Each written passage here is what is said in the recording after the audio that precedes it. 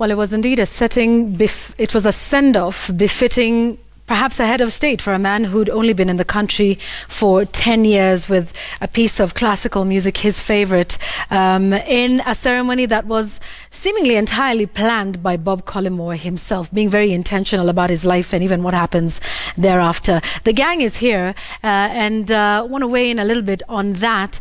Gashuri, let's start with you. A man who was loved by everybody, from the media, I mean, you know, and such fond memories. He was able to have a very personal relationship with everybody that he met. What were your thoughts? Absolutely. What I listened to yesterday in this very studio on JKL and what I listened to at All Saints Cathedral confirmed to me that it's not necessarily about what we say we can do or what we do or even what we say. It's basically about that old line, that it's about what we make people feel.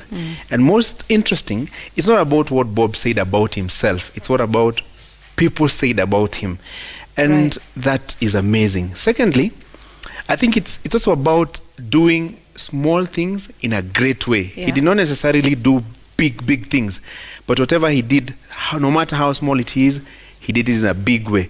And that's why the level of influence was not at the very top level. Even people at the very low level identified with Bob and could relate with him. And that to me is amazing. In fact, I ended up thinking, what will people say about you, me right? Yes. that day?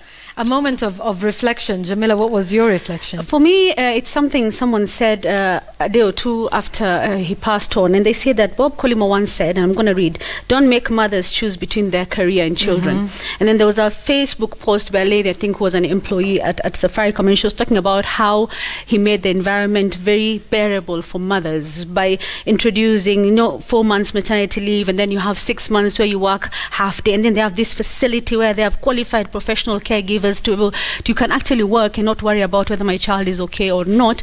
And he translated his words, which was, don't make mothers choose between their career and children, into action by making mothers comfortable. Because when you're a mother and you have to worry about whether your child is okay at home, you're not going to give your all at work. But when your child is right there at 1 or 2 floors and they're professionally being cared for, I think that's one major thing that the mothers in Safaricom will not forget. And they said you were loved by us and they'll miss their leadership so much. I think that's something for me that really meant quite a lot. Right. And there's been the big talk that everybody is saying about the boys and friendship, you know, and kinship amongst men. Kai?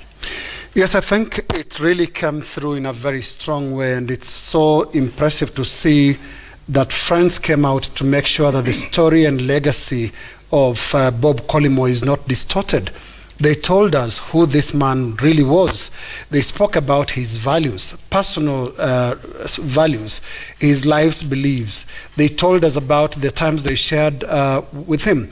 This was a powerful testimony, particularly from the likes of Peter Kenneth, the likes of Jeff Konange, our colleague here, the likes of Patrick Kwaku, all these friends who came through and said, this is who this man was. But Yvonne, I was also glad to see that one conversation did not take place at the All Saints Cathedral, and that is a negative conversation about who should take over from Bobby Collymore as Safaricom's CEO. What we've heard has been below us as Kenyans. When you hear Kenyans saying, I should be a Kenyan necessarily, that is really manifest, let me not use that strong word, but it's really wrong. It doesn't represent us. Kenyans are CEOs of companies out there. Suppose those nationalities said it should not be nationals from outside. We are above that, and I think and I hope that conversation doesn't take place. Yeah, it was a happy moment. It was joyful. It was also emotional. Joe, the biggest thing was about legacy. I mean, even President Uhuru Kenyatta said that is something they both talked about.